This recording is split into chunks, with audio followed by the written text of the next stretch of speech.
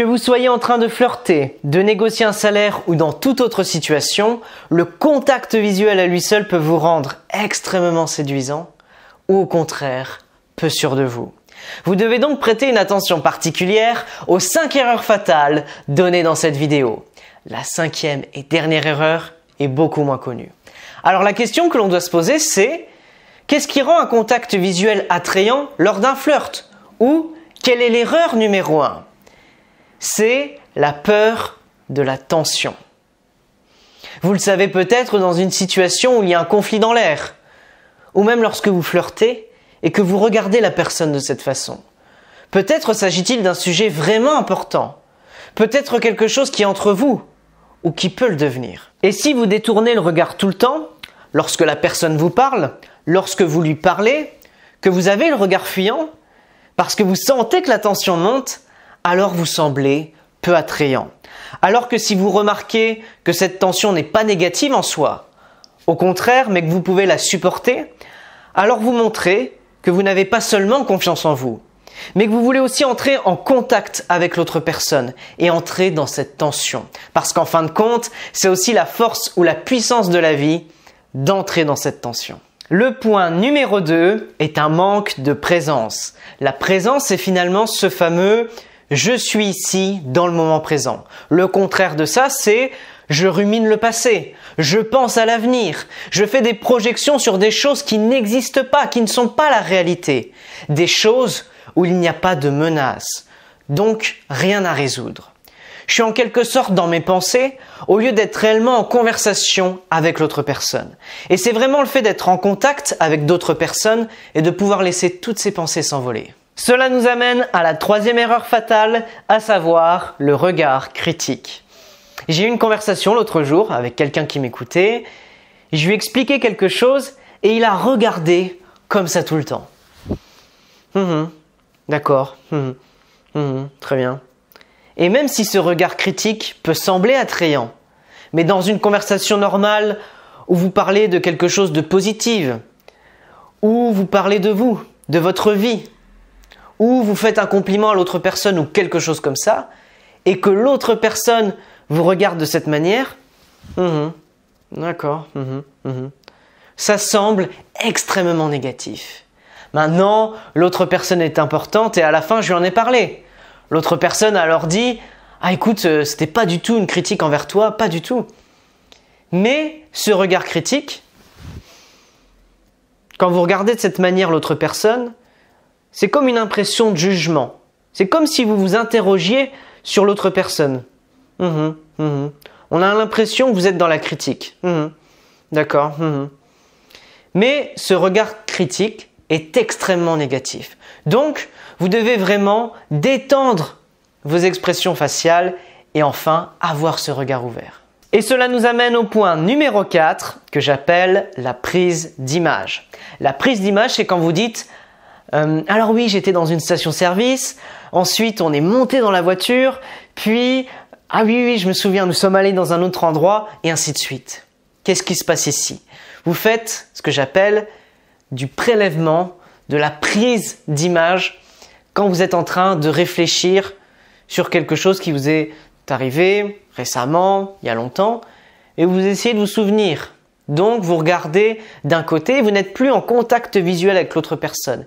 Et en même temps que vous regardez sur le côté, vous racontez l'histoire. Mais vous n'êtes pas en contact visuel avec l'autre personne. Ce qui fait que vous perdez la connexion. D'accord?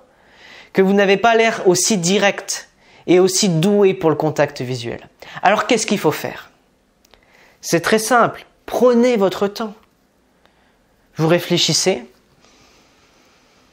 Ah oui, l'autre jour, j'étais dans une station-service et ensuite, c'est vrai, on est monté dans une voiture. Ah oui, et puis ensuite, on est allé à tel endroit et ainsi de suite.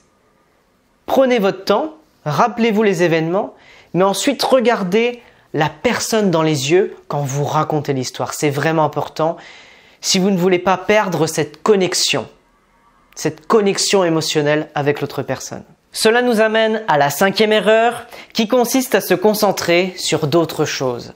Qu'il s'agisse de regarder d'autres parties du corps de l'autre personne lors d'un rendez-vous, ce que l'autre personne remarque de toute façon. ou de regarder réellement d'autres situations. Très important. J'ai rencontré quelqu'un l'autre jour et nous étions en train de dîner ensemble et puis une personne est tombée dans le fond, un petit enfant est tombé. Et je regarde très rapidement. Bien sûr, il s'agit de situations exceptionnelles, liées à notre environnement. Mais si quelque chose se passe, une voiture passe, ou un oiseau est là, ou quelque chose comme ça, alors vous pourriez dire « Ah mais c'est intéressant, je n'ai qu'à regarder un petit peu, qu'un instant ». Mais si vous donnez vraiment à l'autre personne le regard de « pas ton corps, pas l'oiseau, pas XY », l'environnement autour de « toi, je m'en fous, ce qui m'intéresse, c'est toi, ici et maintenant ». Vous montrez à l'autre personne qu'elle est vraiment importante pour vous. Vous envoyez un message très important à un niveau inconscient. Pour résumer, vous ne vous concentrez pas sur d'autres choses, sur votre environnement extérieur, mais vraiment sur l'autre personne. Parce que si vous dites « Ah, regarde cet oiseau », vous sortez de la bulle que vous avez créée avec la personne. « Ah, regarde cette personne qui hurle dans le fond. Ah, regarde cet enfant qui est tombé dans le fond. » Ou « Ah, attends, je vais regarder ce qui se passe. » Vous sortez de la bulle que vous avez créée avec l'autre personne. Et donc, le message inconscient que vous voulez faire passer, que la personne est très importante pour vous, il est réduit à néant. Donc vraiment, restez le plus possible concentré sur l'autre personne et ne faites pas attention à l'environnement extérieur. Parce que c'est ce qui va casser la bulle directement. Donc, dans la plupart des cas, concentrez-vous sur l'autre personne et non sur ce qui l'entoure. Et vous pouvez très bien le faire quand vous êtes dans cette présence bien ancrée. Avant de terminer la vidéo, est-ce que vous n'arrivez pas à dormir parce que votre mental tourne comme un petit vélo? Nos pensées sont automatiques. On pense quand on est en voiture. On pense quand on fait du jogging. On pense quand on se lève le matin. Ça ne s'arrête jamais. On anticipe et on planifie beaucoup. Cette activité mentale prend beaucoup d'énergie et donc nous épuise. On peut tomber dans l'anxiété, dans l'angoisse ou pire, dans la dépression. Tout cela est déclenché par une perception des choses, une compréhension des choses, une façon de penser le réel. Si on est tout le temps en train de s'auto-analyser et d'analyser la vie autour de nous, alors notre vie va devenir un véritable enfer. Et comment cela se produit-il? Parce que nous nous identifions fortement à nos pensées. Nous croyons que ce sont nos pensées. Nous croyons être l'auteur de nos pensées. C'est ainsi que nous mettons de l'huile sur le feu de nos pensées et cela génère en nous toutes ces émotions. Si nous nous identifions fortement à nos pensées, alors on se retrouve dans la grande roue de la rumination et cette perception de la vie peut être extrêmement stressante. Si vous souhaitez être davantage observateur de vos pensées et ne plus les subir, cliquez sur le lien en description pour accéder gratuitement à une méditation spéciale recentrage pour commencer à vous libérer de la prison mentale en 5 minutes par jour. Je vous souhaite une bonne journée et beaucoup de succès dans votre communication.